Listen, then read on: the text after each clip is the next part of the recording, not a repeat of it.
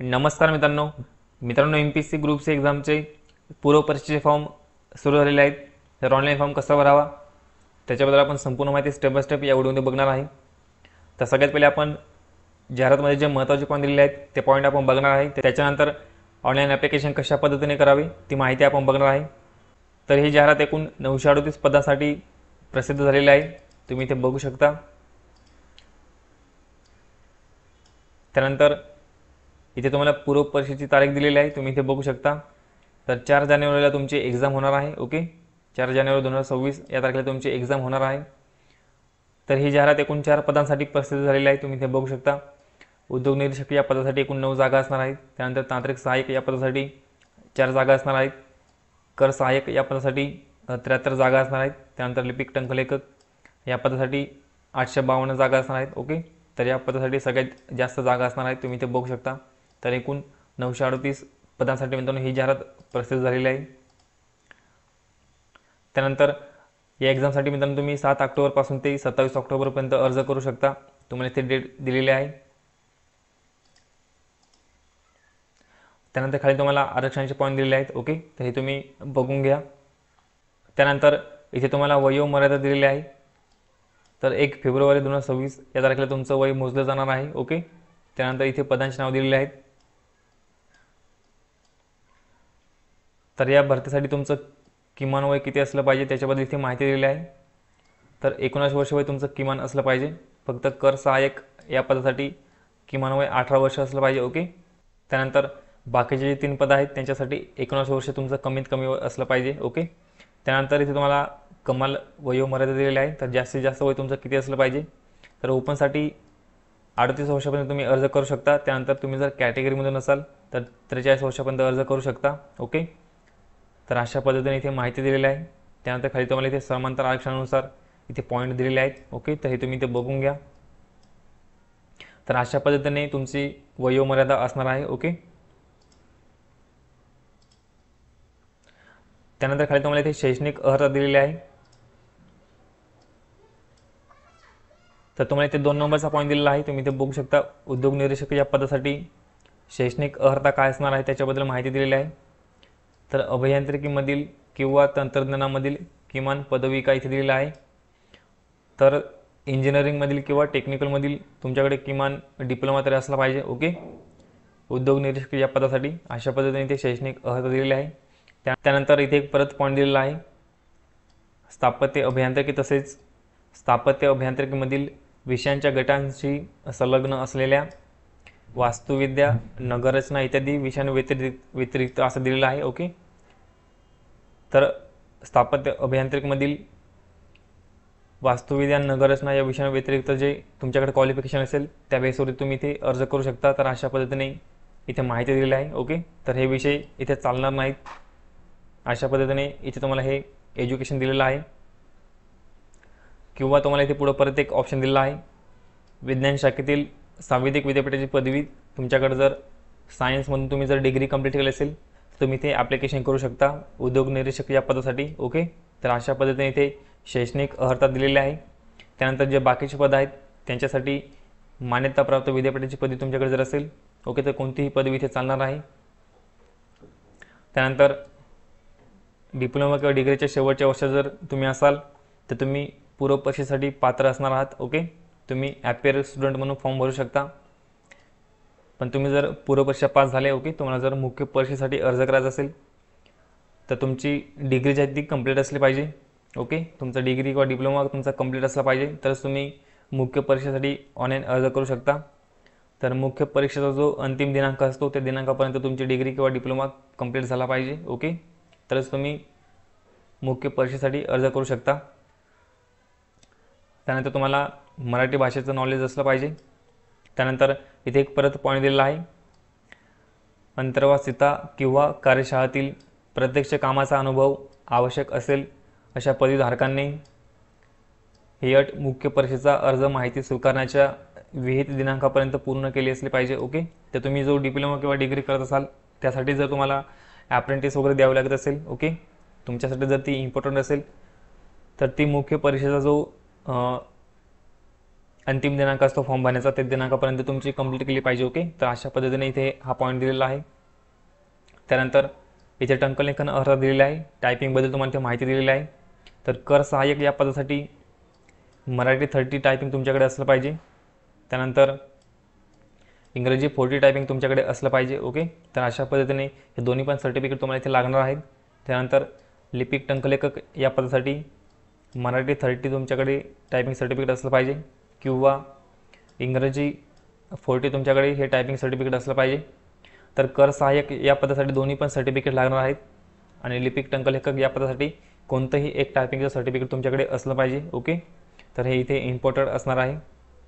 तर अशा पद्धतीने शैक्षणिक अर्हता तुम्हाला इथे दिलेला आहे. ओके, तर हे व्यवस्थित पॉईंट तुम्ही बघून घ्या. तुमचं क्वालिफिकेशन बसत असेल तरच तुम्ही इथे अर्ज करा. ओके, त्यानंतर खाली तुम्हाला इथे टंकलेखन अर्हता धारण करण्यातून तात्पुरती सूट कोणाला देण्यात आलेली आहे त्याच्याबद्दल इथे माहिती दिलेली आहे. तर तुम्ही ते बघू शकता. टायपिंगमध्ये दिव्यांग उमेदवारांना इथे सूट देण्यात आलेली आहे. तर तुम्ही नियुक्तीच्या दिनांकापासून 2 वर्षाच्या आत तुम्ही 2 संधीमध्ये हे सर्टिफिकेट तुम्ही सादर करू शकता. ओके, त्यानंतर माजी सैनिक उमेदवार असतील त्यांना पण इथे सूट देण्यात आलेली आहे. त्यानंतर अनाथ उमेदवार यांना पण इथे सूट देण्यात आलेली आहे, तुम्ही इथे बघू शकता. त्यानंतर प्रकल्पग्रस्त, भूकंपग्रस्त, पदवीधर, अंशकालीन उमेदवार तर यांनासुद्धा इथे टायपिंगमध्ये सूट देण्यात आलेली आहे. ओके, तर तुमच्याकडे जर आता टायपिंग सर्टिफिकेट नसेल तरीसुद्धा तुम्ही अर्ज करू शकता. नियुक्तीच्या दिनांकापासून तुम्ही 2 वर्षाच्या आत हे सर्टिफिकेट 2 संधीमध्ये हे देऊ शकता. ओके, तर अशा पद्धतीने महत्त्वाचा पॉईंट इथे दिलेला आहे. त्यानंतर खाली तुम्हाला इथे परीक्षेचे टप्पे काय असणार आहेत त्याच्याबद्दल माहिती दिलेली आहे. तर पूर्व परीक्षा 100 मार्काची असणार आहे. त्यानंतर मुख्य परीक्षा 400 मार्कांची असणार आहे. त्यानंतर इथे तुम्हाला परीक्षा फीबद्दल माहिती दिलेली आहे. तर पूर्व परीक्षेसाठी ओपनसाठी 394 रुपये इथे फी असणार आहे आणि मागासवर्गीय कॅटेगरीसाठी 294 रुपये इथे फी असणार आहे. ओके, माजी सैनिक असतील तर इथे 44 रुपये इथे फी असणार आहे. त्यानंतर मुख्य परीक्षेसाठी 544, ओपनसाठी 344, मागासवर्गीय कॅटेगरीसाठी. ओके, तर अशा पद्धतीने इथे तुम्हाला परीक्षा फीबद्दल माहिती दिलेली आहे. तर आता आपण ऑनलाईन ॲप्लिकेशन कशा पद्धतीने करावी त्याच्याबद्दल माहिती बघणार आहे. मित्रांनो, तुम्हाला जर हे नोटिफिकेशन डाउनलोड करायचं असेल तर तुम्ही MPSCची ऑफिशियल वेबसाईट ओपन करा, mpsc.gov.in. ओके, या वेबसाईटला आल्यानंतर तुम्हाला इथे लेटेस्ट अपडेट ऑप्शन दिसेल. ओके, तर या ठिकाणी व्ह्यू ऑलचा ऑप्शन दिलेला आहे, यावरती क्लिक करा. त्यानंतर अशा पद्धतीने इंटरफेस येईल. तर इथे इंग्लिशमध्ये दिलेलं आहे, त्यानंतर इथे तुम्हाला मराठीमध्ये दिलेलं आहे. तर तुम्ही इथे लेटेस्ट अपडेट बघू शकता. ओके, तर तुम्हाला इथे महाराष्ट्र गट क सेवा संयुक्त पूर्व परीक्षा 2025 जाहिरात अशा पद्धतीने ऑप्शन दिलेला आहे, यावरती क्लिक करा. त्यानंतर अशा पद्धतीने PDF ओपन होईल. ओके, तुम्ही डाउनलोडसुद्धा करू शकता. तर आता आपण ऑनलाईन फॉर्म कसा भरावा त्याच्याबद्दल माहिती बघूया. तर MPSCच्या वेबसाईटला आल्यानंतर तुम्हाला इथे ऑनलाईन फॅसिलिटीज ऑप्शन दिसेल. ऑनलाईन ॲप्लिकेशन सिस्टीम यावरती क्लिक करायचं आहे. ओके, त्यानंतर एक नवीन वेबसाईट ओपन होईल. तर अशा पद्धतीने पेज ओपन होईल. ओके, तर तुम्ही जर पहिल्यांदाच ॲप्लिकेशन करत असाल तर तुम्हाला सगळ्यात पहिले इथे रजिस्ट्रेशन करावं लागेल. न्यू युजर रजिस्ट्रेशन यावरती क्लिक करून. ओके, त्यानंतर तुम्हाला इथे एक प्रोफाईल बनवावं लागेल. प्रोफाईल बनवल्यानंतरच तुम्हाला इथे ॲप्लिकेशन करता येईल. ओके, तर MPSC अंतर्गत कोणती पण जाहिरात आली तर तुम्हाला त्या प्रोफाईलच्या अंतर्गतच तुम्हाला अर्ज करावा लागतो. ओके, तर हा पॉईंट लक्षात ठेवायचा आहे. तर MPSCची प्रोफाईल कशी बनवावी त्याच्याबद्दल ऑलरेडी आपण व्हिडिओ बनवलेला आहे. ओके, त्या व्हिडिओची लिंक तुम्हाला मी डिस्क्रिप्शनमध्ये दिलेला आहे, तर तुम्ही ते बघू शकता. या व्हिडिओमध्ये आपण संपूर्ण माहिती दिलेली आहे. या व्हिडिओची लिंक तुम्हाला मी डिस्क्रिप्शनमध्ये दिलेली आहे. तुम्ही जर पहिल्यांदाच ॲप्लिकेशन करत असाल तर तुम्ही हा नक्की व्हिडिओ बघा. ओके, तुम्हाला प्रोफाईल कशी बनवावी संपूर्ण माहिती तुम्हाला इथे सांगितली आहे. स्टेप बाय स्टेप सर्व माहिती सांगितलेली आहे. तर आता आपण ॲप्लिकेशन कशा पद्धतीने करायचं आहे ती माहिती बघणार आहे. ओके, तर तुम्ही रजिस्ट्रेशन केल्यानंतर सर्व प्रोफाईल वगैरे बनवल्यानंतर तुम्हाला इथे लॉग इन ऑप्शनवरती क्लिक करायचं आहे. त्यानंतर तुमचा इथे रजिस्टर मोबाईल नंबर. ओके, त्यानंतर पासवर्ड टाकून तुम्हाला इथे लॉग इन करायचं आहे. त्यानंतर अशा पद्धतीने कोड येईल, तो कोड इथे फिल करा. त्यानंतर प्रोसीड या ऑप्शनवरती क्लिक करायचं आहे. त्यानंतर अशा पद्धतीने तुम्ही तुमच्या अकाउंटमध्ये लॉग इन होऊन जाल. ओके, तर तुम्हाला इथे आल्यानंतर माय अकाउंट या ऑप्शनवरती क्लिक करायचं आहे. त्यानंतर तुम्ही इथे बघायचं आहे तुमचं प्रोफाईल स्टेटस कंप्लीट आहे की नाही. ओके, तर जे जुने विद्यार्थी असतील तर त्यांनी तुमचे प्रोफाईल तुम्हाला जर अपडेट करायचं असेल तर अपडेट प्रोफाईल यावरती क्लिक करून तुम्हाला अपडेट करून घ्यायचं आहे. ओके, तर ज्या विद्यार्थ्यांना एनसील सर्टिफिकेट लागत असेल तुम्ही इथे बघून घ्या तुमचं एनसील इथे अपडेट केलं आहे की नाही. ओके, तर तुमची संपूर्ण प्रोफाईल चेक केल्यानंतर तुम्ही अर्ज करायचा आहे. ओके, जेणेकरून तुम्हाला पुढे जाऊन कोणतीही अडचण येणार नाही, त्याच्यामुळे तुम्ही संपूर्ण प्रोफाईल चेक करूनच तुम्ही अर्ज करायचा आहे. तर अर्ज करण्यासाठी तुम्हाला इथे ऑनलाईन ॲप्लिकेशन यावरती क्लिक करायचं आहे. त्यानंतर इथे खाली स्क्रोल करा. इथे तुम्हाला सगळ्यात खाली महाराष्ट्र गट सेवा संयुक्त पूर्व परीक्षा 2025 अशा पद्धतीने ऑप्शन दिसेल. यावरती व्ह्यू ऑप्शनवरती क्लिक करायचं आहे. त्यानंतर अशा पद्धतीने इंटरफेस येईल. तर इथे चेक एलिजिबिलिटी यावरती क्लिक करायचं आहे.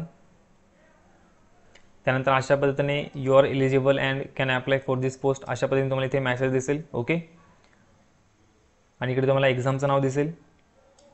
तुम्हाला इथे अप्लाय यावरती क्लिक करायचं आहे. त्यानंतर एक्झाम सेंटर तुम्हाला इथे निवडून घ्यायचं आहे. तुम्ही इथे एकच एक्झाम सेंटर निवडू शकता, तर हा पॉईंट लक्षात ठेवायचा आहे. त्यानंतर खाली तुम्हाला इथे डिक्लेरेशन दिलेलं आहे, यावरती टिक करायचं आहे. त्यानंतर तुमच्या लोकेशनचं नाव तुम्ही इथे फिल करून घ्यायचं आहे. ओके, त्यानंतर सबमिट अँड पे फीज यावरती क्लिक करायचं आहे. त्यानंतर अशा पद्धतीने इंटरफेस येईल. तुम्ही ते ऑनलाईन पेमेंट यावरती क्लिक करायचं आहे. तुम्हाला ऑनलाईनच पेमेंट करून घ्यायचं आहे. ओके, तर इथे तुम्हाला 2 गेटवे दिलेले आहेत. तुम्ही कोणतेही गेटवे सिलेक्ट करून तुम्ही ऑनलाईन पेमेंट करू शकता. ओके, तर SBI ऑप्शन सिलेक्ट केल्यानंतर काही विद्यार्थ्यांचा एक डाऊट असतो की SBIचंच अकाउंट लागेल की कोणताही अकाउंट इथे चालणार आहे. ओके, तर हा एक डाऊट असतो मुलांचा. तर मित्रांनो तुम्हाला इथे हे गेटवे दिलेले आहेत. ओके, तुम्ही इथे कोणताही गेटवे सिलेक्ट करून पेमेंट करू शकता. ओके, तर SBI तुम्ही इथे सिलेक्ट केल्यानंतर तुम्ही कोणत्याही अकाउंटवरून तुम्ही नंतर पेमेंट करू शकता. ओके, तर तुम्हाला इथे ओके करायचं आहे. त्यानंतर पेमेंट करण्यासाठी विंडो ओपन होईल. तर तुम्हाला इथे डेबिट कार्ड क्रेडिट कार्डचा ऑप्शन दिलेला आहे. तर तुम्ही इथे कोणतेही कार्ड वापरू शकता. ओके, तुम्ही कोणत्याही कार्डवरून तुम्ही इथे पेमेंट करू शकता. त्यानंतर SBI कॉर्पोरेट क्रेडिट कार्डचा ऑप्शन दिलेला आहे. त्यानंतर बँकिंग कनेक्ट नेट बँकिंगचा तुम्हाला इथे ऑप्शन दिलेला आहे. तर तुम्ही ते सिंपल तुमच्या डेबिट कार्डवरून तुम्ही इथे पेमेंट करू शकता. ओके, तर तुम्हाला इथे डेबिट कार्ड नंबर टाकायचा आहे. त्यानंतर डेबिट कार्डवरती जे नाव असेल ते नाव इथे टाका. ओके, त्यानंतर एक्सपायरी डेट हे तुम्हाला फिल करून घ्यायचं आहे. त्यानंतर CVV नंबर टाकायचा आहे आणि त्यानंतर पे नाव या ऑप्शनवरती क्लिक करायचं आहे. ओके, तर मित्रांनो तुम्ही इथे दुसऱ्याचं सुद्धा कार्ड वापरू शकता. ओके, तुमचंच कार्ड असलं पाहिजे असं काही नाही. ओके, तुम्ही दुसऱ्याचं कार्डसुद्धा वापरू शकता. तर इथे सर्व माहिती फिल करून घ्या.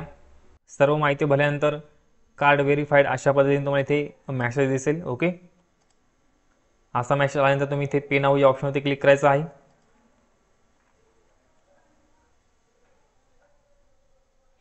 त्यानंतर तुमच्या अकाउंटला जो मोबाईल नंबर लिंक असेल त्यावरती एक OTP येईल. तो OTP इथे फिल करा आणि त्यानंतर मेक पेमेंट यावरती क्लिक करायचं आहे.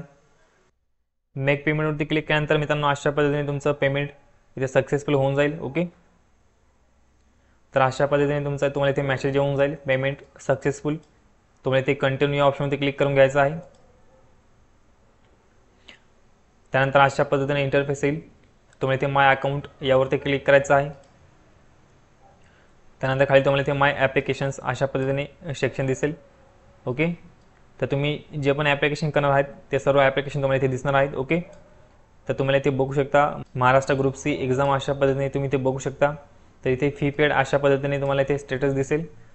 तर तुम्हाला इथे व्ह्यू या ऑप्शनमध्ये क्लिक करायचं आहे. ओके, त्यानंतर इथे वरती तुम्हाला फी रिसिप्ट अशा पद्धतीने ऑप्शन दिसेल. यावरती व्ह्यूवरती क्लिक करायचं आहे. तर मित्रांनो सध्या ऑप्शन इथे हा व्ह्यू होत नाही, पण तुम्ही 1-2 दिवसानंतर ट्राय करत राहा. ओके, ऑप्शन हा इथे व्ह्यू होऊन जाईल. तर अशा पद्धतीने आपण संपूर्ण माहिती स्टेप बाय स्टेप बघितलेली आहे. खाली तुम्हाला इथे तुमचं संपूर्ण ॲप्लिकेशन दिसून जाईल. ओके, तर आहे तुम्हाला सर्व पॉईंट समजले असतील. तर मित्रांनो व्हिडिओला नक्की लाईक करा. आपल्या चॅनलवर जर पहिल्यांदा असेल तर आपल्या चॅनलला सबस्क्राईब करून ठेवा. तर भेटूया पुढच्या व्हिडिओमध्ये. धन्यवाद.